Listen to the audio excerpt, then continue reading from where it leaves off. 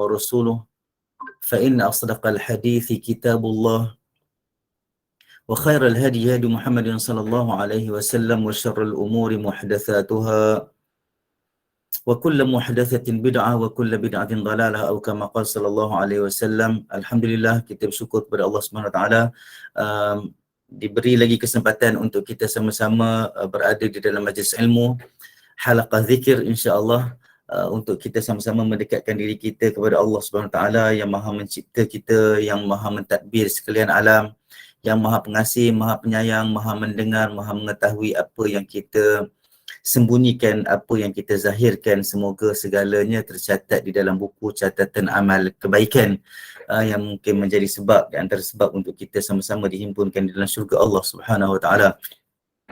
Hari ini kita akan masuk ke, sebenarnya masih lagi dalam topik yang pertama, iaitu di dalam kerangka zikir yang tidak terikat dengan waktu, zikir umum yang tidak terikat dengan waktu, yang mana kita baru baca satu hadis, dan hari ini insya-Allah kita akan sambung lagi hadis-hadis lain. Saya tersilap semalam cakap kat Opah kita dah masuk kepada hadis yang berkaitan dengan doa bangun tidur, tapi saya tengok balik banyak lagi hadis-hadis yang kita tak sempat nak baca lagi untuk topik yang pertama. InsyaAllah kita akan cuba teruskan dan cubalah kita sampai setakat mana yang kita mampu, insyaAllah, dalam bentuk yang saya rasa kita tak perlu terburu-buru. Kalau baca cepat pun sebenarnya ada banyak asrar ataupun rahsia-rahsia ataupun perkara-perkara penting juga yang kita kena tahu tentang beberapa isu tentang hadis itu, tapi kita tak dapat nak baca kecuali kita tahu zikir saja pun tak berapa cantik juga. So kita pergi secara perlahan-perlahan, tak perlu nak habiskan kitab cepat. Hanya dengan kita nak habis kitab cepat tanpa kita mengetahui banyak lagi perkara yang berkaitan dengan hadis-hadis yang diriwayatkan di dalam kitab Al-Azkar ini. Hadis yang kalau tengok dekat kitab yang ada pada tuan-tuan dan puan-puan, kita duduk dekat muka surat 28. Sebenarnya kepala dia duduk dekat muka surat 27, hadis nombor 13. Dekat saya ni dia duduk nombor 15. Dekat kitab tuan-tuan dan puan-puan dia duduk dekat muka surat 27 tapi nombor 13. Yang mana Imam An-Nawawi dia kata wa rawaina fi sahih Muslim an Abi Dzar Al-Ghifari, an Abi Dzar radhiyallahu anhu. Abi Dzar ni Abi Dzar Al-Ghifari lah. Dia bukan orang Arab. Dia bukan orang Arab. Abi Dzar Al-Ghifari di dalam kitab-kitab hadis banyak menceritakan tentang manaqib. Manaqib ni pujian-pujian ataupun bibliografi diri dia, yang mana kebanyakannya menunjukkan, memang kesemuanya bila sebut manaqib maksudnya puji-pujian ataupun penceritaan tentang karakter ataupun sifat-sifat yang baik pada diri seseorang para sahabat. An Abi Dzar radhiyallahu anhu qala li Rasulullah sallallahu alaihi wasallam ala ukhbiruka bi ahabbil kalam ila Allah ta'ala inna ahabbal kalam ila Allah subhanallahi wa bihamdih. Kami telah meriwayatkan di dalam sahih Muslim daripada Abi Dzar radhiyallahu anhu, qala li Rasulullah sallallahu alaihi wasallam, Rasulullah sallallahu alaihi wasallam telah bersabda, ala ukhbiruka bi ahabbil kalam ila Allah, adakah aku tidak menceritakan kepada kamu dengan sebaik-baik, maksudnya perkataan ataupun kalam yang paling dicintai di sisi Allah Subhanahu Wa Taala. Aku boleh tak aku cerita? Tapi Nabi dalam hadis ni dia tak tunggu jawapan daripada Abi Dzar Al-Ghifari. Dia terus jawab sesungguhnya, dia kata sesungguhnya, sebab dia memang nak, bila dia tanya dia bukan nak jawapan tidak daripada para sahabat, tapi tujuan dia adalah untuk menceritakan. Tetapi adab cara bercakap, boleh tak aku cerita? Sesungguhnya macam ni. Macam kita selalu cakap lah dengan kawan-kawan. Nak tahu tak? Kadang-kadang ada kawan-kawan ni jenis nakal, tak nak tahu. So dia malulah. Dia malu. Tapi cara kita bercakap dengan kawan-kawan pun macam itulah. Nak tahu tak? Lepas tu kita terus cerita. Maksudnya kita permulaan kita nak berbicara tu biasanya adat dia macam tu. Nabi bila dia cakap, dia kata, ala ukhbiruka bi ahabbil kalam ilallah. Adakah aku boleh tak aku cerita tentang satu perkataan, satu kalam yang paling dicintai dan disukai di sisi Allah SWT. Sesungguhnya perkataan ataupun kalam yang dicintai dan disukai di sisi Allah SWT adalah subhanallah wa bihamdihi. Maha suci Allah dan segala puji baginya. Allah Subhanahu wa ta'ala. Bercakap tentang perawi hadis ni, Abu Dzar Al-Ghifari. Dia adalah Abu Dzar Jundub bin Junadah Al-Ghifari, daripada Bani Ghifar. Dia meninggal pada sekitar tahun 31 ataupun 32 Hijrah lah. Maksudnya selepas Hijrah. Dia di kalangan orang-orang yang minas sabiqin al-awwalin ilal Islam, daripada kalangan. Dia bukan awal-awal yang masuk dengan Abu Bakar, Umar, Osman tu dan Ali. Dia bukan. Dia kemudian sikit, tapi di dalam kalangan yang awal yang diceritakan lebih kurang 80 orang yang awal masuk Islam, termasuk Abu Dzar Al-Ghifari. Tapi ada juga riwayat yang kata dia adalah orang yang kelima masuk Islam, kembali kepada Islam. Dan dia salah seorang daripada orang-orang yang berhijrah, yang bukan berhijrah, salah seorang daripada penganut Islam di kalangan para sahabat yang jaharu bil Islam fi Makkah. Jaharu ni maksudnya dia mengisytiharkan Islam dia. Dia jenis berani macam Omar je. Omar makruf orang yang jihar, maksudnya dia berterang-terang masuk Islam. Maksudnya dia beribadat, dia solat ke, dia bagi tahu dia orang masuk, dia masuk Islam, sebab dia orang ni orang-orang yang gagah. Orang-orang yang sadar lah, kita kata orang-orang yang hebat, yang orang kata apa, nak kata something tu boleh jugalah sikit-sikit pada ketika mereka belum lagi Islam. Tapi bila mereka masuk Islam, mereka ni sifat itu dikenali. Bahawa mereka ni, Omar contohnya kan, memang orang kata pailang lah, memang taiko lah masa sebelum Islam. Masa dalam Islam, dia jadi orang Islam yang hebat. Dia jadi orang Islam yang kuat. Sama juga dengan Abu Dzar Al-Ghifari, tergolong dalam kalangan orang-orang Islam yang menzahirkan Islam mereka di Mekah. Kebanyakannya orang yang lain hanya Islam tetapi senyap-senyap.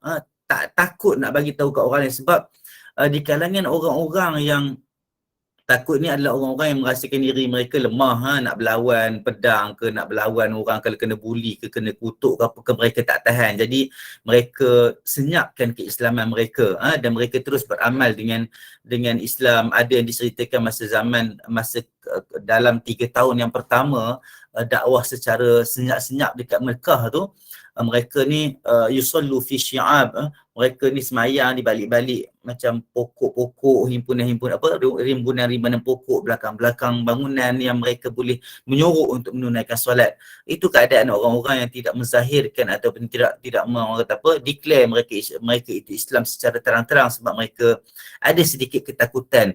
Kita tidak boleh menghukum dan mengatakan mereka ini takut menegakkan kalimah Allah ke apa semua. Tak boleh kata macam tu, sebab setiap orang memang ada kekuatan dan kebolehan masing-masing. Maka mereka Islam dengan cara mereka, tidak menzahirkan, tetapi Omar Al-Khattab contohnya dan Abu Dzar Al-Ghifari contohnya memilih untuk menzahirkan, declare mereka punya Islam itu secara terang-terang, dan mereka solat di mana-mana mereka suka nak solat.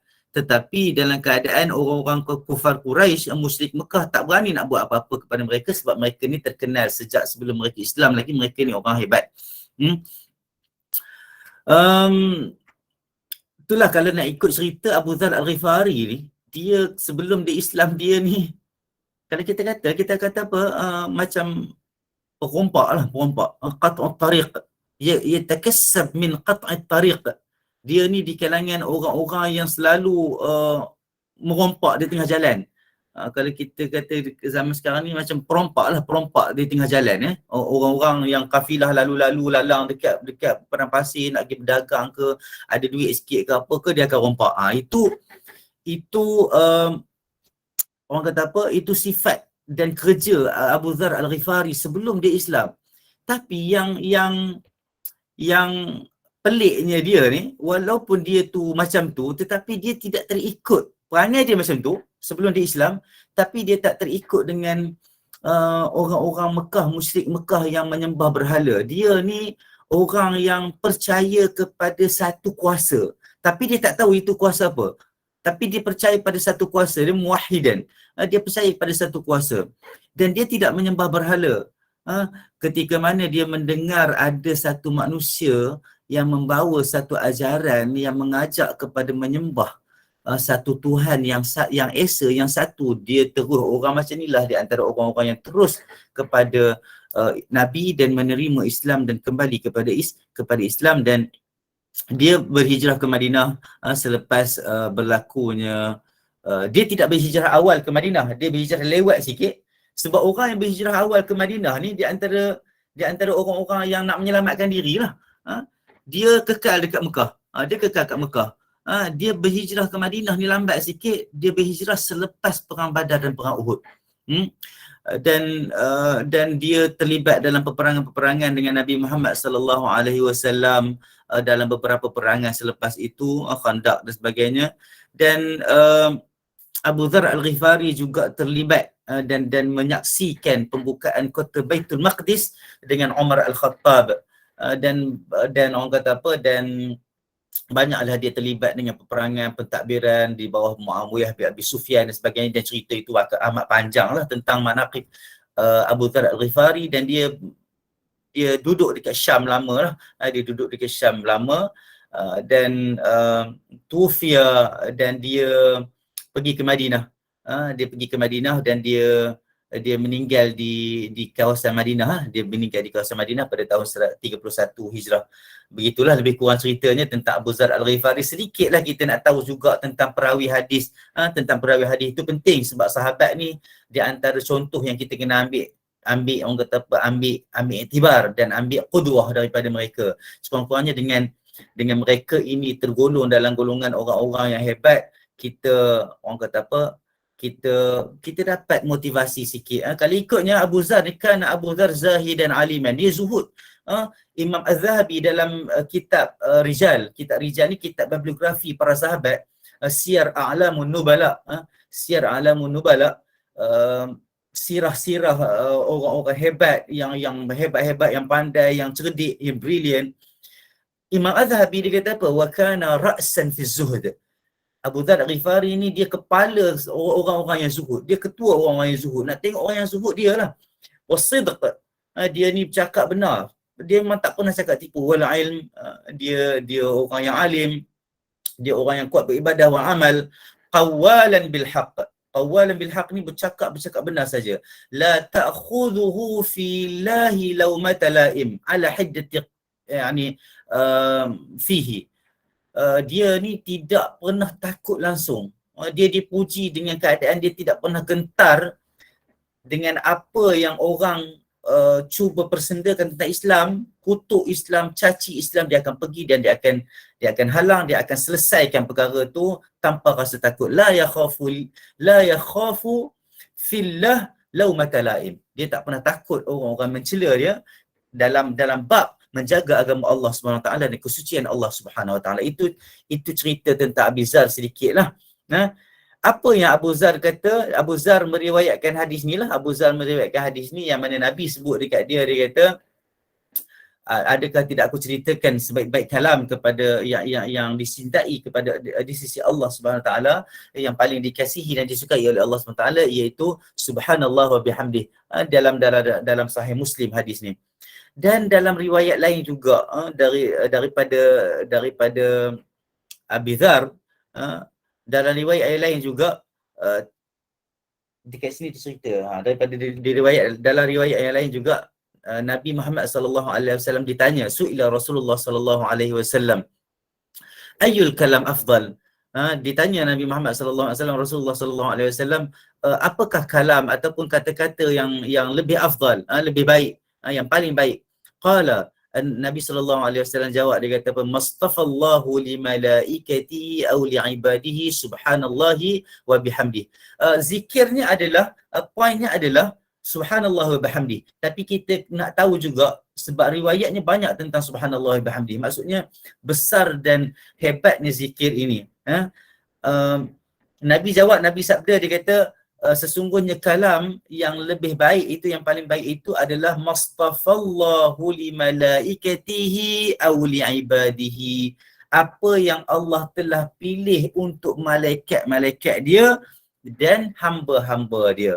Maknanya subhanallahi wa bihamdih ni sebenarnya bukan zikir yang Allah pilih untuk hamba dia saja, tetapi zikir yang dipilih untuk malaikat-malaikat dia juga. Maknanya siapa yang berzikir dengan subhanallahi wa bihamdihi ni, samalah dia tengah duk berzikir, sama macam malaikat-malaikat berzikir. Kita kena tiru satu makhluk yang memang imannya sentiasa bertambah tiap-tiap hari, tiap-tiap saat, sebab malaikat satu makhluk yang tak pernah bermaksiat, tak pernah buat silap kepada Allah SWT. Dan ahli sunnah wal jamaah dan hadis juga menceritakan bahawa al-iman yazid wa yanqus. Iman itu bertambah dan berkurang. Ulama kata bertambah dengan amal, berkurang dengan kurangnya amal dan dosa. Maka kalau kita tengok, kalau kita ni manusia ada amal tapi ada juga buat dosa, maka nak kata iman tu bertambah ada kemungkinan, tetapi perlulah kita faham dan banyak-banyakkan zikir dan amal supaya iman kita bertambah. Tapi kalau kita pun tak pasti kita ni beramal banyak mana dan sebagainya, bahkan dalam beberapa detik dan saat dan minit dalam kehidupan kita, kita sentiasa juga buat dosa-dosa, terutama dosa hati yang kadang-kadang kita terlepas pandang, na'udzubillah. Maka kita kena carilah jalan untuk kita dapat buat satu amalan yang memang Allah suka, Allah sayang. Yang mana datang betul-betul sahih daripada Nabi Muhammad SAW. Semoga kita mendapat jaminan untuk diterima amalan dan zikir itu. Dan ini adalah zikir yang Allah pilih untuk malaikat juga, yang mana malaikat ni satu makhluk yang Allah kata apa, la ya'sunallaha ma amarahum wa yaf'aluna ma yu'marun. Mereka tidak pernah bermaksiat dan ingkar dengan apa yang Allah suruh, dan mereka buat apa yang mereka disuruh buat oleh Allah Subhanahu Wa Taala. Maka biarlah kita, bila kita tahu, kita sebut subhanallah wa bihamdi, subhanallah wa bihamdi. Ya Allah, aku berzikir mensucikan Allah, memuji Allah, satu dah pahala. Mengikut apa yang Allah suruh buat, Nabi suruh buat daripada Allah Taala, wahyu daripada Allah Taala, kita mutabaah sunnah Nabi. Dan juga kita akan rasa kebersamaan kita dengan para malaikat, dengan para malaikat yang sentiasa berzikir juga dengan kalimah zikir ini. Mastafallahu li malaikatihi aw li ibadihi. Rawaina fi sahih Muslim. Imam Nawawi juga dia kata, kami meriwayatkan dalam sahih Muslim juga. Ada soalan ke dalam ni? Saya dah tengok je sikit soalan, takut terlepas sebab saya tak nak bawa ke ujung sebab takut makan waktu orang lain. Okey, setakat ni tak ada lagi soalan. Okey. Ma rawaina fi sahih Muslim. Apa yang kami riwayatkan daripada sahih Muslim, aidan juga dari dalam sahih Muslim, an Samurata ibni Jundubin, daripada an Samurata bin Jundub, daripada Samurah bin Jundub, terkenal juga di kalangan orang-orang yang meriwayatkan hadis, terkenal juga dalam orang-orang yang meriwayatkan hadis. Dia kata qala, Abu Samurah kata qala Rasulullah sallallahu alaihi wasallam, telah bersabda Rasulullah sallallahu alaihi wasallam, ahabbul kalam ila Allah taala arba'. Sebaik-baik dan sekasih-kasih kalam di sisi Allah Subhanahu Wa Taala arba', ada 4. Cara kita baca hadis dan memahami hadis, sebenarnya kita tak ada isu, sebenarnya sepatutnya tak ada isu bila dalam hadis ni Nabi kata ahabbul kalam ilallah, afdalul kalam ke apa ke, dan dia datangkan dengan banyak kalimah. Sebenarnya itu membuka ruang, sebenarnya bukan ada contradiction, dia tidak ada isu contradiction, tidak ada isu pertentangan di dalam hadis-hadis yang begini. Sebab contohnya bila ditanya tentang apakah amalan yang lebih baik, datang seorang lelaki, dia kata apakah amalan yang lebih baik? Nabi kata birrul walidain, contohnya kan dalam satu hadis, buat baik kepada mak bapak. Apakah amalan yang lebih baik? Dia kata, Nabi jawab as-salati fi awwali waqtiha, atau kama sallallahu alaihi wasallam, solat di awal waktu. Ada yang datang kat Nabi, dia tanya apakah amalan yang lebih baik? Nabi kata jihad fi sabilillah. atau kama qala sallallahu alaihi wasallam, jihad, berjuang di jalan Allah SWT. Adakah beberapa hadis yang menceritakan tentang amalan yang lebih baik ini bertentangan satu sama lain? Tak, ulama kata ia tidak ada isu pertentangan. Dia berdasarkan sebab datang hadis tu. Dia berdasarkan kepada siapa yang bertanya di dalam hadis itu. Nabi melihat, dan Nabi ni orang yang sosiologinya tinggi. Dia mengenali orang-orang dekat Mekah. Dia mengenali orang-orang orang kata apa, yang sekeliling dia. Dia dibantu juga oleh ilham dan wahyu daripada Allah Subhanahu Wa Taala. Jadi bila dia jawab tu, contohnya bila dia jawab tentang birrul walidain, sebaik-baik amalan itu adalah buat baik kepada mak bapak, dia dah mengetahui yang bertanya itu mempunyai orang tua yang perlu kepada ambil berat dan orang kata apa, penjagaan yang rapi daripada anak dia. Jadi pada waktu itu jawapan yang paling baik adalah birrul walidain. Bila tanya balik orang yang sado datang, dia tidak ada mak bapak yang tua, mungkin ada mak bapak yang ready, yang muda, yang sihat juga, yang juga boleh berjuang. Orang muda yang datang bertanya apakah amalan lebih baik, pada ketika itu pula peperangan memerlukan tenaga-tenaga ketenteraan, tentera-tentera yang orang kata apa, yang baik, yang kuat, yang gagah. Maka Nabi juga menjawab, jihad fisabilillah, untuk kamu adalah jihad fisabilillah. Maka kita kena faham hadis-hadis Nabi ni dalam bentuk yang begitu. Itu yang ulama bincangkan. Itu yang ulama bincangkan. Jadi dalam hadis ni pula, Nabi kata, ahabbul kalam ilallahi ta'ala arba'. Sebaik-baik dan sekasih-kasih kalam kepada Allah SWT ada 4 sebenarnya. Bukan yang tadi saja. Nabi jawab, dia kata, Subhanallah, Maha Suci Allah. Walhamdulillah, dan segala puji bagi Allah. Semua puji-pujian kembali kepada Allah Subhanahu Wa Taala. Wala ilaha illallah, dan kalimah la ilaha illallah. 3 dah. Wallahu akbar, dan Allah Maha Besar. Bila zikir ni macam saya bagi tahu, saya ulang banyak-banyak kali, kena faham makna, kena sampai hadir hati supaya kita rasa betul-betul kita Maha Suci Allah. Allah je Maha Suci. Allah yang bebas daripada segala sifat-sifat yang tidak baik, yang tidak sesuai, sifat kekurangan dan kecacatan. Segala puji bagi Allah, tak ada puji untuk manusia kecuali dengan izin Allah. Dia jadi macam tu, dan kita puji dia, dan kita jangan lupa untuk kembalikan pujian kepada Allah SWT, supaya dia tu tidak terkena ain ke, tidak terkena orang kata pandangan-pandangan yang tidak baik. Itu sebab bila kita tengok orang cantik ke, kita kata subhanallah, alhamdulillah. Kita tengok satu-satu kejadian yang kata-kata macam bahaya ataupun rupa yang tidak baik dan sebagainya, Masya Allah, kembalikan semuanya kepada Allah SWT. Tetapi yang baik, yang hebat itu semuanya juga kita kena kembali kepada Allah Subhanahu Wa Taala. Segala perkara yang ada dekat atas muka bumi ini memang datang daripada dia, dan dia datang sebagai ujian, dia datang sebagai nikmat, dia datang sebagai ujian, dia datang sebagai orang kata apa, yang menguji keimanan manusia itu sendiri. Wala ilaha illallah, wala ilaha illallah, dekat sini kalimah syahadah itu sendiri, kalimah tauhid, nafi dan isbat dekat situ. La ilaha, nafi, tak ada Tuhan selain daripada Allah. Maksudnya tak ada Tuhan dah, Allah je yang Tuhan. Yang lain tu semua bukan Tuhan.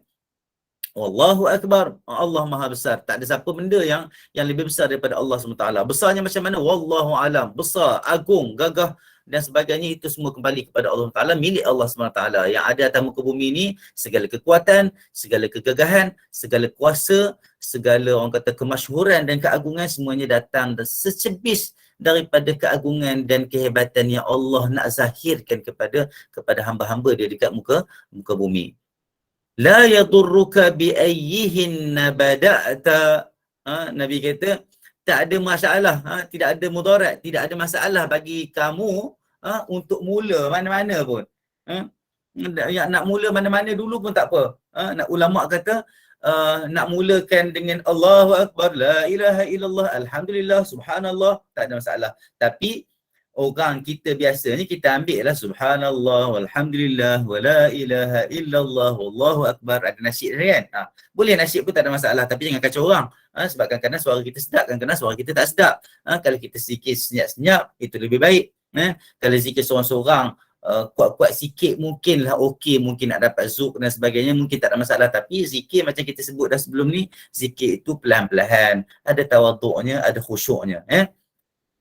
Maksudnya Nabi nak bagi tahu kat sini, maksudnya nak mula mana dulu tak apa, nak mula alhamdulillah dulu boleh, nak mula la ilaha illallah dulu boleh, nak mula Allahu akbar dulu boleh, nak mula ikut turutan dalam hadis ni pun boleh, insya-Allah. Subhanallah walhamdulillah wala ilaha illallah wallahu akbar. Nak pilih satu je boleh juga, sebab Nabi bagi tahu kata ahabul kalam ila Allah taala arba', ada 4. Jadi kalau dia buat satu je, alhamdulillah, alhamdulillah. Sempat satu je, tak apalah. Sempat 2 je, tak apa juga. Sempat 3, boleh juga. Sempat 4, lagi bagus. Nak mula dari mana? Wallahu alam, terpulang kepada keadaan masing-masing untuk bermula dengan zikir-zikir yang 4 ni. Tidak ada mudarat apa-apa, tidak ada masalah, tidak ada haraj, tidak ada masalah bagi siapa-siapa yang mula dengan mana-mana kalimah sekalipun daripada 4 kalimah ni. Itu yang disebut di dalam hadis ni. Boleh faham? Ada soalan? Kejap saya tengok soalan, saya akan berhenti tengok soalan. Kalau ada apa soalan saya bagi tahu balik. Okey.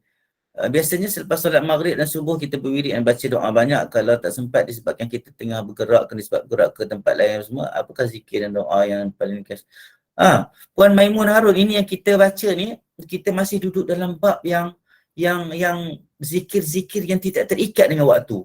Kita ni tengah duduk baca, orang kata apa, tajuk yang hadis yang membawakan zikir-zikir yang tidak terikat dengan waktu. Bila-bila masa boleh baca sambil bawa kereta. Memang kita ni, bila kita tengok baliklah siapa yang hidup seumur dengan saya, umur 45, 50, 60, zaman dulu. Kita mungkin banyak masa lah kalau duduk dekat kampung tu kan, kerja-kerja sikit-sikit, lepas tu balik duduk rumah, menjahit lah kalau orang perempuan kan, masak itu, masak ini. Suami balik dah ada siap makanan, kadang-kadang suami balik pukul 3, kadang suami banyak kerjanya dulu. Jalan jauh-jauh, naik motor, naik sampai, naik bot, panjat bukit sana sini kan, kerja-kerja kampung. So, keadaan-keadaan itu sebenarnya lebih parah dan lebih mencabar dalam kehidupan kita sekarang ni. Dulu orang tak heboh dengan handphone. Sekarang kita dah ada handphone, dah ada laptop, ada kena bawa kereta, kena isi minyak, tukar minyak hitam dan sebagainya, servis kereta dan sebagainya. Banyak sangat kerja kita, maka wirid-wirid yang macam ni sesuai. Pilihlah mana-mana satu. Tadi subhanallah wa bihamdih. Yang ni Nabi ajar subhanallah, walhamdulillah, wala ilaha illallah, wallahu akbar. Pilih yang mana dulu, nak mula pun boleh. Pilih satu pun boleh, mana yang sesuai dengan kita. Maksudnya, kalau kita nak bergerak cepat-cepat tak ada masalah. Lepas subuh, lepas maghrib ke apa ke, kadang-kadang kita nak bergerak awal, kita nak kena pergi kerja cepat. Kadang-kadang kita tak sempat nak dapat zikir-zikir yang orang kata apa, nanti kita akan jumpa zikir-zikir yang baik lepas subuh, lepas maghrib, lepas solat, di ujung-ujung solat dan sebagainya. Maka mungkin kita tak dapat nak buat zikir-zikir tu. Tengok, Islam, Allah Maha Adil. Dia bagi zikir-zikir yang tidak terikat dengan waktu. Maka siapa-siapa yang nak baca dengan tidak ada kesempatan duduk di atas tikar semayang masa ketika lepas subuh, lepas asar dan sebagainya itu, boleh teruskan dengan zikir-zikir yang mana zikir-zikir ni Nabi zamin. Zikir-zikir yang Allah pilih untuk malaikat. Allah pilih untuk hamba-hamba dia dan dia sayang dan dia suka sangat zikir-zikir ni. Maka teruskan dengan zikir-zikir walaupun pendek ni. Subhanallah. Alhamdulillah wala ilaha illallah akbar, wallahu akbar, wala ilaha illallah wallahu akbar, subhanallah wa bihamdi, yang macam kita sebut sebelum ni. Yang dua zikir yang subhanallah wa bihamdi, subhanallahil azim. Dua kalimah yang berat dekat timbangan Allah SWT, ringan dekat lidah kita. Maksudnya boleh buat sangat-sangatlah zikir-zikir yang pendek macam tu. InsyaAllah. Ustaz sambil dengan kuliah online macam ni boleh ke zikir? Okey, Suzana, Puan Suzana, saya mungkin Puan Suzana tak ada dalam kuliah sebelum ni. Saya dah pernah jawab jawab soalan ini. Sebenarnya dalam majlis ilmu, majlis ilmu tu sendiri adalah majlis zikir. Siapa-siapa yang berada dalam majlis ilmu adalah tergolong dalam kalangan orang-orang yang berada di dalam majlis zikir. Maka tak zikir pun dah dapat pahala zikir, sebab ulama tafsirkan hadis hilaqul zikr tu, halaqah bulatan-bulatan zikir itu termasuklah dalam kategorinya adalah majlis-majlis ilmu yang macam ni, macam kita buat untuk belajar ilmu agama dan sebagainya. Yang pertama. Yang kedua, kalau dalam keadaan online macam ni, mungkinlah tidak ada isu saya nampak orang tengah berzikir, fokus berzikir, sedangkan dia sepatutnya kena fokus kepada ilmu yang kita kongsi. Tak ada masalah, tapi dia akan melibatkan mungkin kurang kefahaman ataupun mungkin terlepas beberapa perkara yang dibincangkan sebab dia tengah berzikir. Sebab berzikir ni adab dia juga adalah hadir hati. Macam mana nak hadirkan hati dalam waktu yang sama, kita kena hadirkan hati dan faham tentang ilmu yang kita tengah belajar. Yang ketiga, macam saya sebut sebelum ni juga adalah kalaulah belajar tu secara fizikal face to face, dia mungkin memperlihatkan kurang adab dengan pengajar ataupun ustaz ataupun syekh ataupun khalifah yang tengah duk mengajar dan berkongsi tentang ilmu. Itu yang kita kena jagalah. Itu sebab kalau tanya saya, seboleh-bolehnya tidaklah. Kalau mampu untuk datangkan zikir dengan perlahan, fokus faham ilmu, tidak orang kata apa, tidak mengguris hati orang yang memberi ilmu, mengajarkan ilmu, dan orang kata apa, boleh faham, boleh hadir hati, mungkin tak ada masalah lah. Tapi perkara tu agak berat lah kalau bagi saya nak kena faham ilmu dan waktu yang sama juga saya kena zikir dan hadir hati, dan saya tak prefer, dan justifikasinya saya dah bagi tahu tadi, yang mana majlis ilmu ini juga termasuk dalam majlis zikir, termasuk juga dalam majlis zikir. Tapi tidak ada halangan kata saya nak berzikir jugalah, saya okey, saya belajar, saya dapat faham, saya insyaAllah, yang tu saya tak ada masalah juga. Dia tidak ada hukum yang solid tentang itu, dia adalah berkaitan dengan adab lah, berkaitan dengan adab. Wallahu'alam. Lepas tu kita masuk kepada rawaina fi sahih Muslim.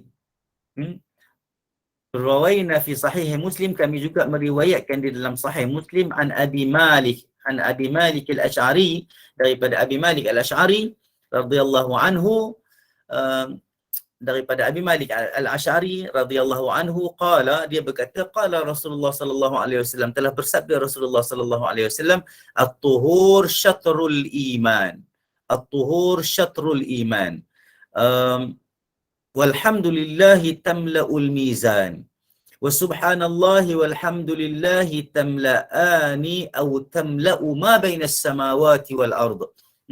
Telah kami riwayatkan di dalam sahih Muslim daripada Abi Malik al-Ash'ari radhiyallahu anhu, bahawa dia berkata bahawa Rasulullah sallallahu alaihi wasallam bersabda, at-tuhur syatrul iman, kebersihan itu adalah sebahagian daripada iman.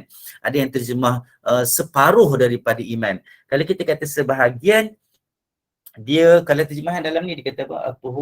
At-tuhur bersuci adalah sebahagian daripada iman. Kalau saya tengok dalam setengah terjemahan, terjemahan literal, dia bagi tahu, dia kata belah dua. Belah dua ni boleh jadi sebelah sikit, sebelah banyak.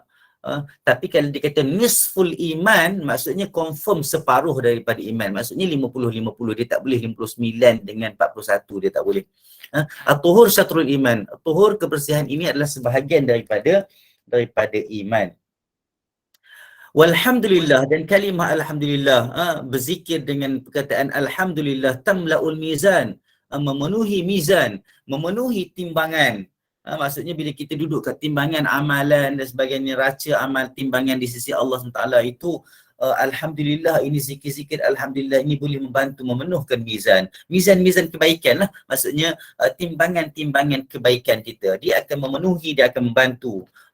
Wa subhanallah walhamdulillah, perkataan subhanallah dan perkataan alhamdulillah, bila disebut sekali subhanallah walhamdulillah, disebut sekali itu tamla'u, memenuhi. Kedua-dua kalimah ini memenuhi. Dari riwayat lain dia kata tamla', memenuhi satu perkataan. Maksudnya dia consider subhanallah walhamdulillah itu satu kalam. Kalau perkataan tamla'a ni kedua-duanya itu memenuhi, maksudnya dia mengambil iktibar subhanallah perkataan lain, walhamdulillah perkataan lain, jadi dua perkataan. Tamla'a ni tu kalau nak tengok kat situ kenapa ada dua riwayat tu, tamla'a ni riwayat dia kedua-duanya memenuhi. Dekat sini dia tak terjemah, dia terjemah biasa je, dia terjemah terus je. Kalau dalam kitab tuan-tuan dan puan-puan ni, dia tak terjemah pun isu tamla'a ni atau tamla'u tu. Tetapi saya bagi tahu juga, tamla'a ni dia dua, domer ataupun ganti nama untuk dua. Maksudnya dia merujuk kepada perkataan subhanallah dan merujuk kepada perkataan alhamdulillah. Tapi dalam riwayat lain dia kata tamla'u ni singular. Singular ni maksudnya satu, dia merujuk kepada perkataan subhanallah walhamdulillah itu satu kalam. Satu kalam ataupun satu kalimah. Boleh juga, itu perbezaan riwayat sikit-sikit dan tidak mengubah makna lah. tamla'ani atau tamla'u ma baina as-samawati wal ard. Kalimah subhanallah walhamdulillah ini memenuhi ruang di antara langit dan bumi.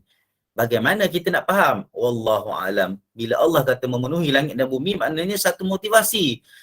Kita duduk dari sini ke atas kepala kita nak sampai dari bumi ke langit pun kita dah kata jauhnya, ya Allah, kalau boleh mengisilah segala ruang itu dengan subhanallah walhamdulillah, pahalanya kita kata dah cukup dah sebenarnya. Tapi Allah kata ma bainas samawati wal ard, di antara memenuhi ruang di antara langit-langit, samawat bukan sama, bukan langit samawati wal ard, memenuhi ruang-ruang di antara langit-langit dan bumi. Maknanya Allah nak bagi tahu, Nabi nak bagi tahu, Allah bagi wahyu dekat dia tentang zikir ini hebat.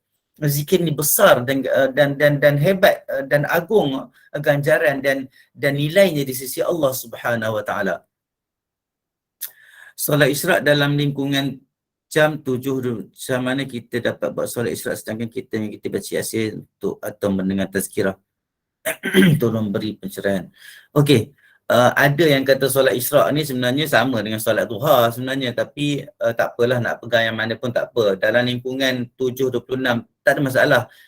Bacaan Yasin dan mendengar tazkirah, sebenarnya bacaan Yasin pada tempoh itu tidak ada dalil, kecuali tidak ada dalil khusus, kecuali solat duha yang ada dalil khusus, maka utamakanlah solat duha dulu, sebab solat duha pun tidak panjang, dalam 5 minit dah boleh siap dah insyaAllah. Buat solat duha dulu dan baca Quran insyaAllah. Mendengar tazkirah kalau dalam tempoh online ni bolehlah nak curi-curi bangun solat sekejap, tapi kalau dalam tempoh kita fizikal, lebih baik untuk menjaga adab dan lebih baik duduk dalam majlis ilmu lah. Lebih baik duduk dalam majlis ilmu daripada solat 2 rakaat yang sunat tu. Majlis ilmu pun sunat juga. Dia termasuk dalam menuntut ilmu, nak memperbaiki amalan kita, termasuk juga dalam halaqah-halaqah zikir, termasuk juga dalam menjaga adab dengan guru dan kawan-kawan. Maka dekat situ banyak lagi fadilat-fadilat juga. Memang ada fadilat untuk solat Isra' dan duha, tetapi bila bertembung dengan beberapa amalan nanti kita kena serdik lah pilih. Kena serdik pilih lah. Sebahagian hadis daripada Abu Malik, separuh atau part of iman. Okey. Sebahagian ni dia ada takrifan. Maksudnya itu yang dibincangkan. Kalau tengok dekat sini, sebab saya nak tengok takrifan syatru tu. Kejap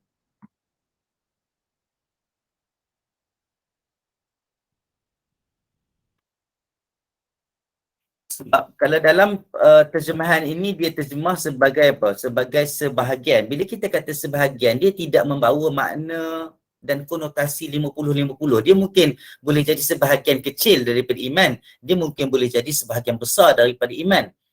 Tetapi kalau ikut dalam, itu sebab saya kata tadi, kalau ikut dalam terjemahan yang saya tengok dalam Mukhtarus Sihah, Mu'jam Qawamis ataupun kamus-kamus Arab ni, dia kata syatrun, dia kata syatrus syai' ni, dia kata nisf.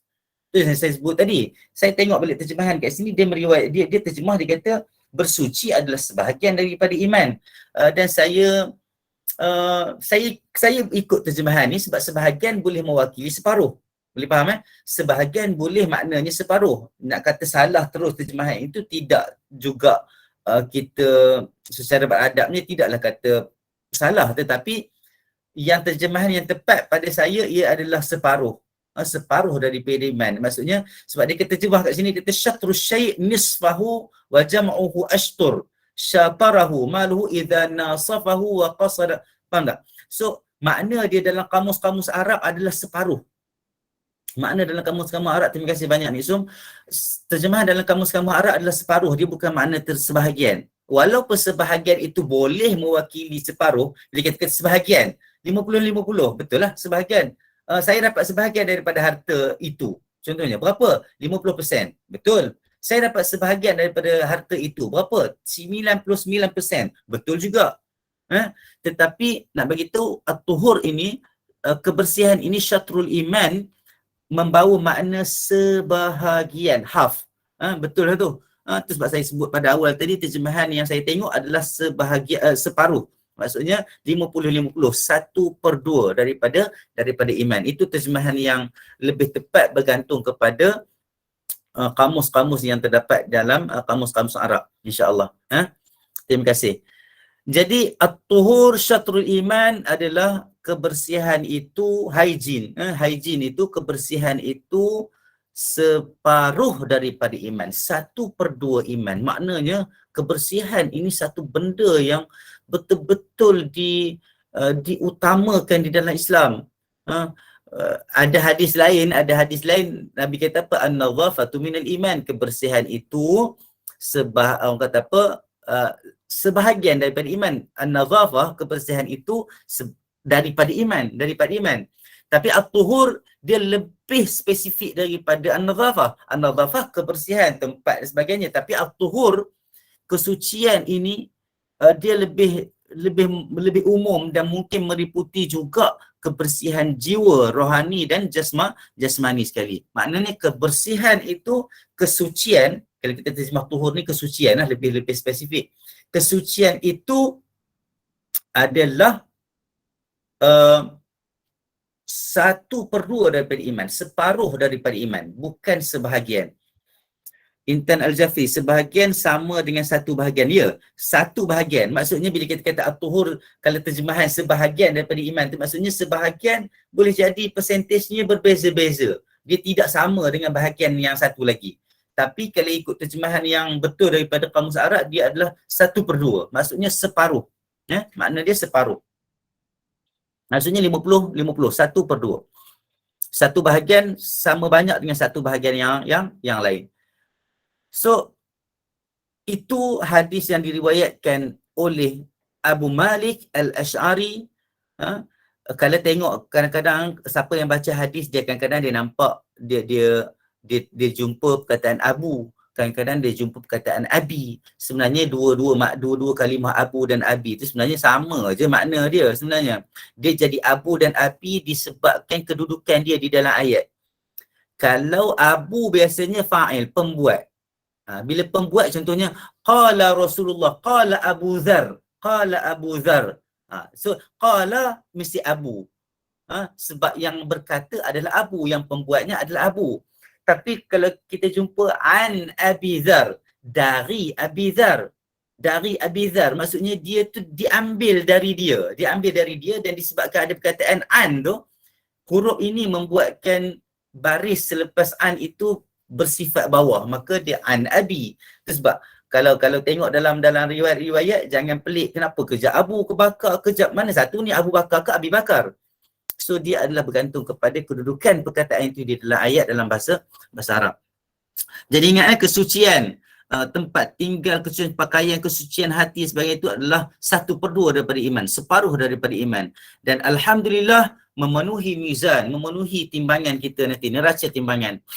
Wa subhanallah walhamdulillah, perkataan subhanallah walhamdulillah memenuhi di antara langit dan ruang di antara langit dan bumi. Maka himpun, carilah masa, pilihlah zikir mana yang sesuai dengan kita, dan bukan kita pilih sesuai dengan kita, pilih untuk kita buat yang mana kita rasa boleh buat secara konsisten. Itu lebih penting. Kena baca banyak-banyak sehari, esok tinggal. Jumpa pula lepas 3 hari. Yang tu yang membuatkan kita kadang-kadang tertinggal, senang, ambil mudah untuk terus meninggalkan zikir sebab kita kata okey, lepas ni lah buat balik, minggu depan lah boleh buat balik. Itu yang membuatkan kita tidak konsisten dan tidak istiqamah di dalam zikir. Oh ya, betul, dia berkaitan dengan nahu. Intan. So, hadis yang nombor 18 kali ikut kat sini dan bernombor 16 kalau ikut dekat kitab yang ada pada tangan tuan-tuan dan puan-puan. Wa rawaina fihi aidan, dan kami juga meriwayatkan di dalam Sahih Muslim juga, sebab sebelum ini riwayat dalam Sahih Muslim juga, betul? Okey.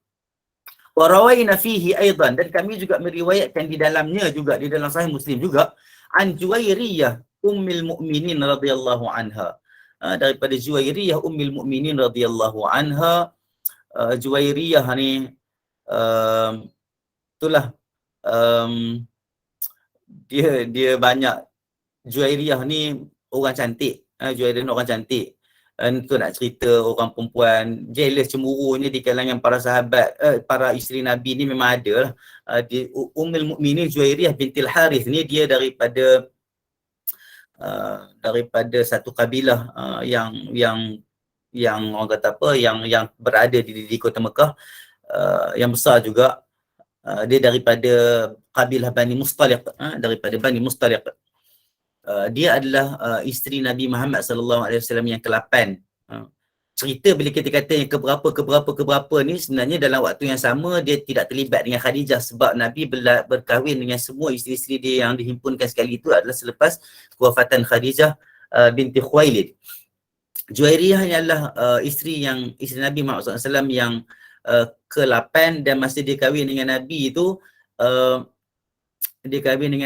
umur dia lebih kurang umur dia dalam 20 tahun gitu lebih kurang.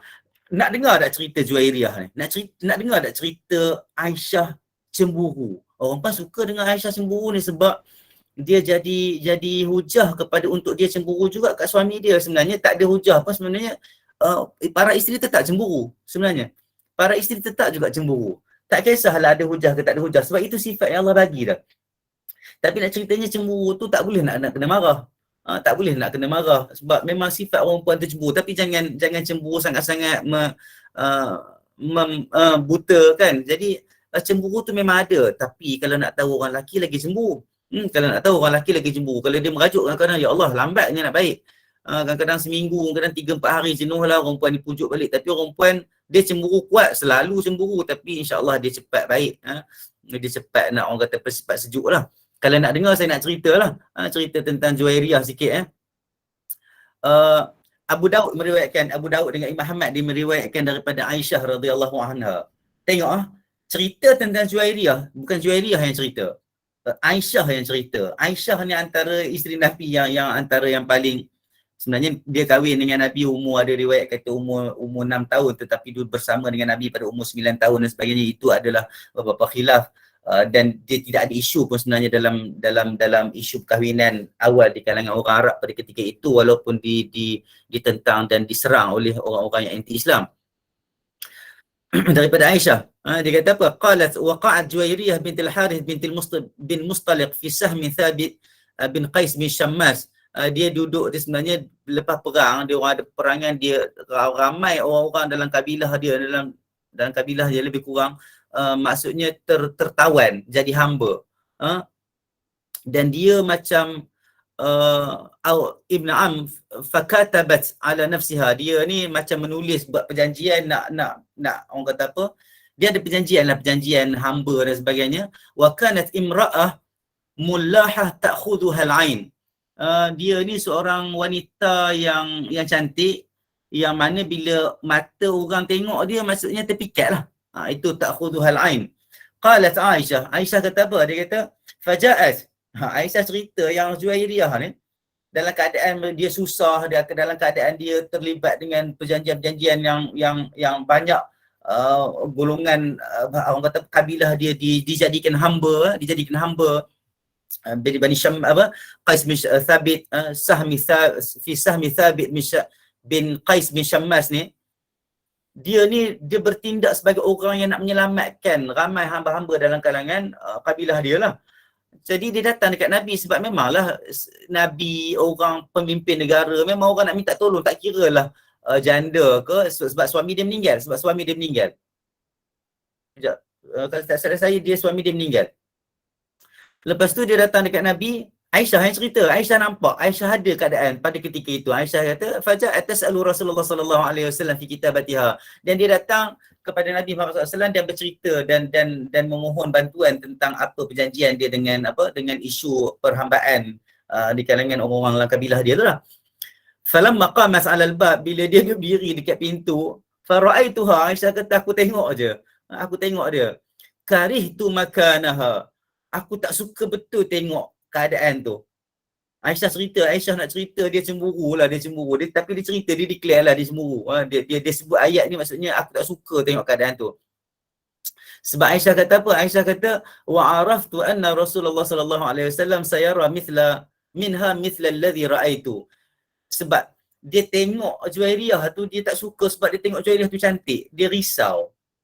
Dan dia kata aku tahu, aku boleh agak yang Rasulullah pun sebenarnya akan nampaklah Juwairiyah tu memang cantik. Sebab orang lain semua tengok pun cantik. dia risau lah. Ulama tafsir hadis ni dia kata Aisyah kata macam tu, dia kata karih tu dia macam tak suka tu, dia benci tu sebab dia risau takut Nabi terpikat lah dengan Juwairiyah. Jadi itu cerita tu, biasalah manusia ni cemburu, perempuan cemburu tu biasa. Dan tengok Aisyah kata apa, faqalat ya Rasulullah, Aisyah kata dan Juwairiyah kata ya Rasulullah ana Juwairiyah bintul Harith, aku Juwairiyah ya Rasulullah, aku adalah Juwairiyah bintul Harith, wa inna ma kana min amri ma la yakhfa alaih, aku ada masalah, aku ada perkara yang sebenarnya kamu pun tahu. Nabi pun tahu juga isu perhambaan lepas perang dan sebagainya, apa yang jadi dekat kabilah-kabilah dan sebagainya. Wa inni waqa'tu fi sahmi Thabit, aku ni dah macam terjebak ataupun terikat dengan saham ataupun perjanjian dengan Thabit bin Qais bin Syammas. Satu kabilah lah, satu orang dalam kabilah. Wa inni katabtu ala nafsi, dan aku dah buat perjanjian dengan diri aku lah, faji'tuka as'aluka fi kitabati, dan aku datang untuk mohon bantuan daripada kamu lah, maksudnya aku nak tanya apa pendapat kamu dan sebagainya. Rasulullah ni bila orang mari itulah, tapi yalah itu Rasulullah lah, hebat kan, perang pun hebat, adil dan sebagainya. Kalau orang lelaki zaman-zaman sekarang ni payahlah nak jumpa, memang jauh sangat-sangat lah. Dan Rasulullah kata apa? Rasulullah kata fahal laki ila ma huwa khairu minhu, tak ada benda lain ke yang lebih baik untuk daripadanya untuk kamu ke apa gitulah. Qalas wa ma huwa ya Rasulullah, dan Juwairiyah pun tanya balik apa dia Rasulullah. Dan Rasulullah jawab, dan dia offer, dia kata uaddi anki kitabataki wa atazawwajuki, aku boleh settlekan benda tu, Nabi kata, dan aku kahwini kamu, maksudnya. So memang Aisyah tahu, dan benda ni berlaku depan Aisyah lah, memang susah lah nak mengadap keadaan ni. Tapi Aisyah pun faham yang mana yang dia kahwini itu adalah Rasulullah, dan Rasulullah banyak kerja, dia banyak tanggungjawab, dia menyelesaikan masalah umat. Dan sebenarnya Nabi kahwin dengan Juwairiyah bukan sebab Juwairiyah cantik sahaja, tapi Nabi kahwin dengan Juwairiyah ni, tengok apa yang Nabi kata, fahal laki ila ma huwa khairu minhu, maksudnya ada benda yang lebih baik yang untuk dilakukan kepada kamu ke, maksudnya dalam nak membantu Juwairiyah ni. Dan Nabi nampak caranya adalah memberi bantuan dan kahwin dengan Juwairiyah. Sebab bila kahwin dengan Juwairiyah, dia dah jadi isteri Nabi, dan orang kabilah-kabilah ni respect kepada Nabi dan Ummahatul Mukminin. Faham tak? Jadi Nabi ni dia bukan tu sebab kadang orang kata Nabi ni nampak cantik kahwin, nampak cantik kahwin. Ada je isteri-isteri Nabi yang tidak diceritakan tentang kecantikan dia. Ada yang janda dan sebagainya, itu sebab status janda dan sebagainya ni jangan dibuat permainan. Sebab isteri Nabi yang pertama pun janda, kahwin dah sebelum nak kahwin dengan Nabi. Khadijah kahwin dah dengan dua orang sebelum kahwin dengan Nabi. Jadi status janda dan anak dara dan sebagainya itu tidak menjadi isu dalam masyarakat sepatutnya. Sepatutnya semua orang kena rasional dan menerima hakikat keadaan setiap manusia itu diuji. Tapi masalahnya kat kita ni, benda-benda tu jadi bahan permainan, dan seolah-olah macam dia mempunyai status-status yang ada diskriminasi, dan benda tu perlu saya sendiri pernah last kali saya pernah tegur kawan saya. So saya terpaksa sebut, sebab benda ni jadi satu konotasi yang tidak baik dalam masyarakat, sehingga perkara itu menjadi benda sensitif, menjadikan stres dan sebagainya kepada golongan-golongan yang sebegini. Sedangkan mereka mendapat ganjaran, mereka diuji oleh Allah SWT, mereka dapat pahala yang besar di atas kesabaran mereka. Kita pun tak tahu. Moga-moga Allah pelihara kita semua. So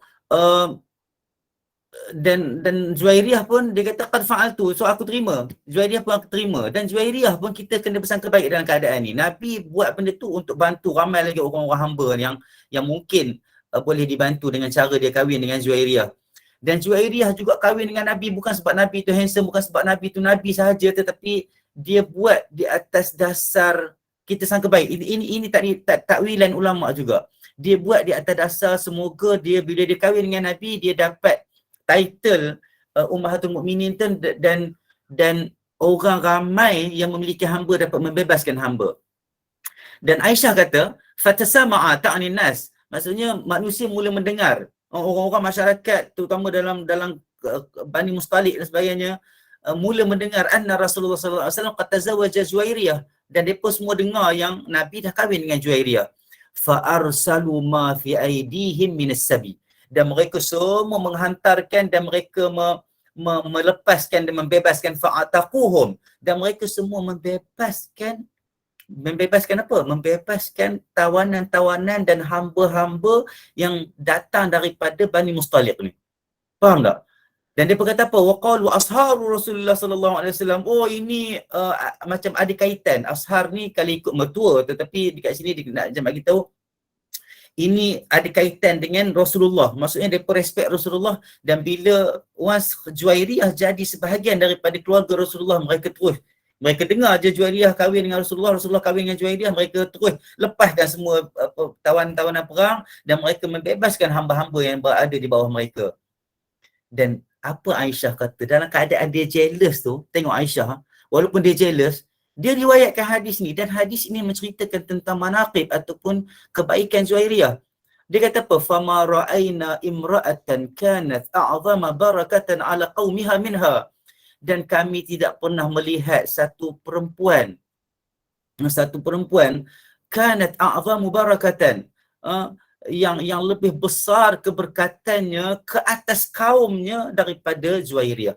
Maksudnya Juwairiyah ni betul-betul bagi kebaikan dan berkat kepada kaum dia. U'tiqa fi sababiha mi'atu ahli baitin min Bani Mustaliq. Telah terbebas daripada perhambaan, belenggu perhambaan dengan sebab Juwairiyah kahwin dengan Nabi ni 100 orang daripada Bani Mustaliq. Tengok macam mana hadis ini mutabak hasan, diriwayatkan dalam Sunan Abi Daud dan Ahmad bin Hanbal. Dan ini nak cerita Juwairiyah. Itulah Juwairiyah. Walaupun adalah jealous, cemburu sebagainya, itu normal, tapi Aisyah rational. Dia tidak bias dan meriwayatkan hadis. Dia menceritakan tentang kebaikan dan kehebatan Juwairiyah ni. Jadi kita kembali balik baca hadis. Banyak sangat ni melencong ni kan, tak apa ya, harap-harap okey lah kalau saya buat cara macam ni, sekurang-kurangnya kita tahu siapa itu Juwairiyah Ummul Mukminin. Okey Ustaz, bagus Ustaz. Terima kasih Ustaz. Okey, sama-sama. Jadi dia kata apa? Dia kata anna Rasul sallallahu alaihi wasallam, anna Nabi sallallahu alaihi wasallam, daripada Juwairiyah Ummul Mukminin, daripada Juwairiyah Ummul Mukminin radhiyallahu anha, anna Nabi sallallahu alaihi wasallam, Juwairiyah kata apa? Rasulullah sallallahu alaihi wasallam kharaja min indiha bukratan hina salla subh. Nabi keluar daripada rumah Juwairiyah lah. Nabi ada giliran dekat rumah isteri-isteri dia. Jadi hari ni hari yang giliran Juwairiyah lah. Juwairiyah yang riwayatkan hadis ni. Dia kata Nabi keluar daripada rumah dia, min indiha bukratan hina salla subh. Ketika mana dia nak sembahyang subuh lah. Wahia fi masjidiha, dan Juwairiyah dan Juwairiyah pada ketika itu fi masjidiha, dekat masjid dia. Apa makna dekat masjid dia? Iaitu dekat masjid dan dekat tempat solat dia lah, dekat rumah. Kan tempat solat yang paling baik bagi seorang perempuan adalah dekat rumah. Ulama kata dalam hadis maksudnya hujr. Dekat bilik-bilik dia, dalam rumah dia. Ulama kata kalau ada bilik yang lebih kecil dan bukan kecil sampai tak boleh menyawa lah, maksudnya kalau ada bilik yang lebih privacy, maksudnya lebih private, lebih dalam rumah dia tu, itulah tempat sembahyang yang paling bagus bagi seorang perempuan. Thumma raja'a ba'da an adha wa hiya jalisatun. Kemudian Nabi baliklah bila waktu duha, dalam kata waktu duha, wahia jalisatun, dan Juwairiyah masih lagi duduk dekat tempat solat dia, dekat masjid dia, dekat tempat dia solat, dekat rumah dia tu. Faqala, dan Nabi kata, dia kata apa? Nabi bersabda, mazilti alal hal allati faraqtuki alaiha. Adakah kamu masih lagi duduk dekat sini? Macam mana keadaannya aku keluar tadi? Qalat na'am. Juwairiyah kata, ya betul. Betul lah, aku masih lagi duduk kat sini. Daripada kamu keluar tadi sampailah sekarang, aku masih lagi duduk di sini. Tengok macam mana Juwairiyah. Hebatnya orang boleh berzikir lah. Kadang-kadang kita kata dia mungkin tak kerja dan sebagainya. Mungkin dia, yalah, itu kelebihan dan kekurangan dan ujian Allah bagi dekat dia dan kita zaman sekarang dan zaman dulu. Tapi tak ada masalah. Tapi nak cerita Juwairiyah ni, dia adalah orang yang kuat beribadat, kuat berzikir. Faqala Nabi sallallahu alaihi wasallam, Nabi sallallahu alaihi wasallam kata apa? Dia kata laqad qultu ba'daki arba'a kalimatin thalatha marrat. Aku telah kata ba'daki, selepas aku keluar bercakap dengan kamu tadi sebelum aku sembahyang subuh tadi, arba'a kalimatin thalatha marrat. Ada 4 kalimat tapi 3 kali aku baca. Law wuzinat bima qulti mundzul yawm lawazantuhun. Dan kalaulah ditimbangkan dengan apa yang kamu baca tadi daripada aku keluar tadi sehinggalah aku balik ni, lawazanat hunna, maka dia menyamai timbangan tu. Maksudnya aku sebut 4 kalimah ni 3 kali sama je dengan kamu berzikir tadi daripada sebelum subuh tadi tu yang aku keluar tadi tu sehinggalah aku balik ni aku nampak kamu lagi masih duduk dekat situ tu. Dia kata sama je timbangan dia. Maksudnya menyamai. Lawazanat hun. Apa perkataan tu? Subhanallah wa bihamdih. Segala puji, maha suci Allah dan segala puji bagi Allah. Adada khalqih. Adada khalqih. Sebanyak mana, orang kata apa? Sebanyak mana jumlah makhluk Allah SWT. Wa ridha nafsih. Dan redha Allah Subhanahu Wa Taala yang tidak ada orang kata pembatasan had, wa zinata arsy, dan zinata arsy ini maksudnya beratnya arash. Arash Allah tu kan besar, yang dikatakan antara makhluk Allah yang paling besar, arash Allah Subhanahu Wa Taala. Dan seberat arash itu wa midada kalimati, dan sebanyak mana orang kata apa, tinta ataupun dakwat yang menulis kalimah-kalimah dan ilmu-ilmu Allah Subhanahu Wa Taala. Subhanallah wa bihamdihi adada khalqih wa ridha nafsihi wa zinata arsyihi wa midada kalimatihi. Yang ni dia kata 4 kalimah ni 4 kalimah ni dibaca 3 kali. 4 kalimah ni dibaca 3 kali. Subhanallah wa bihamdihi adada khalqih wa ridha nafsihi wa zinata arsyihi wa midada kalimatihi. Subhanallah wa bihamdihi adada khalqih wa ridha nafsihi wa zinata arsyihi wa midada kalimatihi. Itu 4 kalimah yang Nabi kata menyamai timbangannya kalau ditimbang dengan apa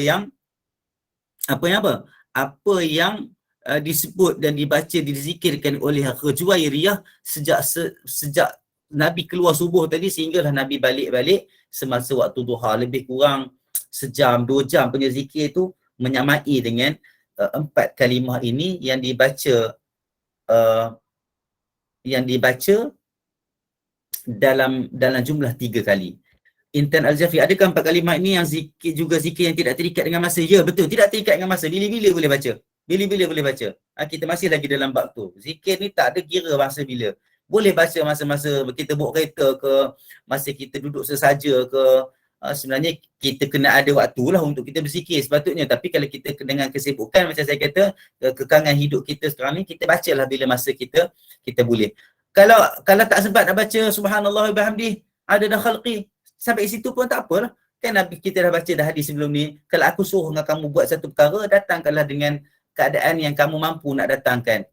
Kalau boleh datangkan dengan, kalau boleh buat macam mana yang disebut dalam hadis, itu lebih baiklah. Tapi kalau tak mampu, buatlah yang mana kita mampu. Tapi inilah kalimah-kalimahnya. Subhanallah wa bihamdih adada khalqi. Kena faham makna dia. Maha suci Allah dan segala puji bagi Allah. Adada khalqi, dengan sebanyak mana makhluk yang Allah ciptakan ini. Wa ridha nafsi, dengan seluas mana ridha Allah SWT dengan diri dia tu. Diri Allah yang meridai. Ridha Allah itu kejap. Okey. Nanti kejap Intan Al-Jafi dengan Iksum. Wa ridha nafsi, ridha Allah Subhanahu Wa Taala yang tiada batas. Itu yang ulama sebut. Wa zinata arsy, maksudnya beratnya arash Allah Subhanahu Wa Taala itu. Maksudnya beratlah. Maksudnya kalau kita baca tu menyamai, maksudnya bukan menyamai, maksudnya bila kita sebut tentang zikir ini, kita mengiktiraf kebesaran Allah SWT dan beratnya arash Allah SWT itu. Wa midada kalimati, dan sebanyak mana tinta yang digunakan untuk menulis kalimah Allah SWT. Allah sebut dalam Quran, dalam surah Al-Kahfi, Allah kata apa? Qul law kana al-bahru midadan li kalimati rabbi la nafida al-bahru qabla an tanfada kalimatu rabbi walau ji'na bimithlihi madada. Kalaulah dijadikan lautan itu tinta dakwat-dakwat untuk menulis kalimah Allah, la nafida al-bahr, telah akan habislah laut itu, keringlah laut itu sebelum habis tulis kalimah Allah. La nafida al-bahr qabla an tanfada kalimatu rabbi walau ji'na bimithlihi madada, walaupun kami datangkan dengan laut lain lagi, yang sebanyak itu juga, banyak mana kami datangkan dengan laut-laut lain untuk menjadi tinta kepada kalimah-kalimah Allah, maka dia tidak habis kalimah Allah itu, bahkan habislah air laut itu yang menjadi tinta dan dakwat kalimah Allah Subhanahu Wa Taala. Okey, selalunya dengar orang baca lepas subuh dan asar. Setakat ini, bila kita baca hadis ini masih lagi berada dalam kategori tidak terikat dengan waktu. Tapi kalau orang nak baca lepas subuh dan lepas asar, mungkin itu adalah kesesuaian dengan masa yang dia ada untuk dia berzikir. Wallahu alam. Seredanya dirinya. Itu terjemahannya lah, terjemahan seredanya dirinya. Itu nak bagi tahunya, maksudnya Allah ini reda. Bila Allah reda dengan kita, kita tak tahu reda Allah tu tara mana. Kadang-kadang bila orang tanya kita, okey ke? Okey. Tapi kadang-kadang dalam hati kita, sikit lah kita nak jaga hati orang dan sebagainya. Dan reda manusia ni kadang-kadang bersyarat. Kadang-kadang bersyarat. Tapi reda Allah ni, ulama kata, kalau kita mendapat reda Allah itu tidak ada batasan. Reda Allah tu maha hebat. Sebab reda itu datang daripada dia yang paling kita nak. Itu makna dia sereda Allah Subhanahu Wa Taala. Wa ridha nafsihi. Dekat sini dia terjemah, dia kata apa? Sebanyak sereda dirinya. Itulah maksudnya dekat situ. Yang saya tengok semalam dekat dalam takrifan ataupun tafsirannya adalah reda Allah Subhanahu Wa Taala itu. Bukan reda manusia, bukan reda malaikat. Dia lebih kepada, orang kata apa, dia menyebut tentang reda Allah Subhanahu Wa Taala. Maha suci Allah Subhanahu Wa Taala, segala puji bagi Allah Subhanahu Wa Taala, wa ridha nafsihi. Dan reda dan orang kata apa, lapang di sisi Allah Subhanahu Wa Taala itu. Itu makna dia. Okey? Kalau tak faham boleh tanya lagi, tak ada masalah. Saya rasa saya nak kena berhenti kat situ saja sebab kita dah pukul 10.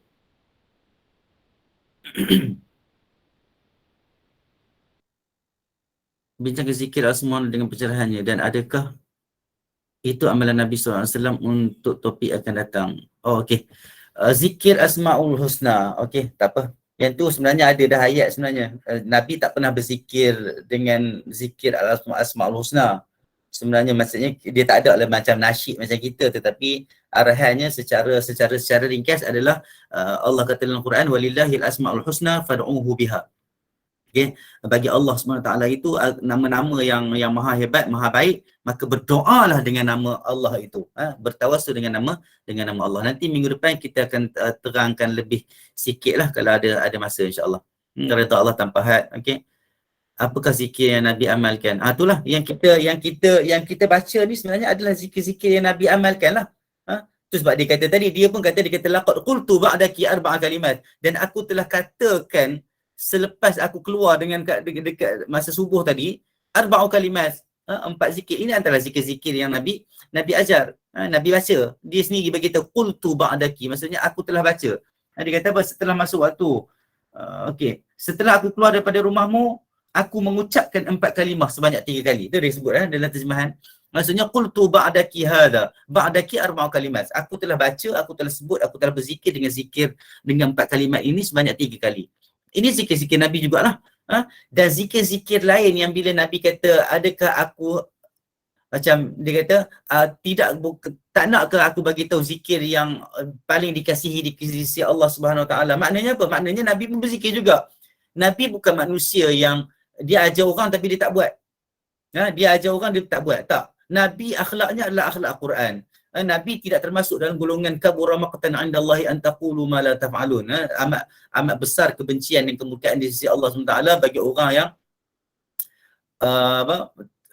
kabura maqtan 'indallahi an taqulu, cakap tapi dia tidak buat. Okey, Nabi dia cakap, dia buat, dia ajar orang, dia buat. Jadi kita kena faham dan kita kena beriktikad, kita kena percaya dan yakin bahawa segala zikir yang Nabi ajar di dalam hadis-hadis ni adalah zikir-zikir yang dia sendiri praktis dalam hidup dia. Dan kena tahu juga Nabi ni, hukum dia wajib bagi Nabi untuk qiyamul lail. Maka Nabi ada lebih banyak masa untuk berzikir. Maka dia tidak jadi satu benda yang mustahil bagi dia untuk berzikir dengan segala zikir yang dia ajar dalam hadis-hadis dia, insya-Allah. Boleh Puan Roslinda Daud. Kejap, pukul 9. So kita habis pukul 9 kan, kita mula pukul 8, kita habis pukul 9, insya-Allah. Jadi saya rasa saya kena berhenti dulu, saya takut ada orang lain nak masuk. Atau macam mana, Amin? Kita berhenti dulu. Boleh lah Ustaz. Kasihan Ustaz Surat suara-suara dah. Saya sebenarnya saya tak tahu sebenarnya kuliah saya ni sejam ke sejam setengah ke. Kalau sejam setengah saya teruskan sejam setengah. 1 jam Ustaz. Kalau 1 jam kita berhenti 1 jam sebab saya ni duduk risau juga sebab takut spark ada slot-slot lain kan. Jadi itulah. Okey, kalau kita berhenti kat sini, kita berhenti kat sini insya-Allah. أقول قولي هذا وأستغفر الله لي ولكم ولسائر المسلمين والمسلمات ربنا أتنا في الدنيا حسنة وفي الآخرة حسنة وقنا عذاب النار وصلى الله على سيدنا محمد وعلى آله وصحبه وسلم سبحان ربك رب العزة عما يصفون والسلام على المرسلين والحمد لله رب العالمين. Mohon maaf di atas segala salah silap. Dan kita tutup majlis kita dengan tasbih kifarah insya-Allah dengan surah Asr. Subhanakallahumma wa bihamdika asyhadu an la ilaha illa anta astaghfiruka wa atubu ilaik. Bismillahirrahmanirrahim. Wal 'asri innal insana lafi khusr illa alladhina amanu wa 'amilus salihati wa tawassaw bil haqqi wa tawassaw bis sabr. Assalamualaikum warahmatullahi wabarakatuh. Assalamualaikum Ustaz.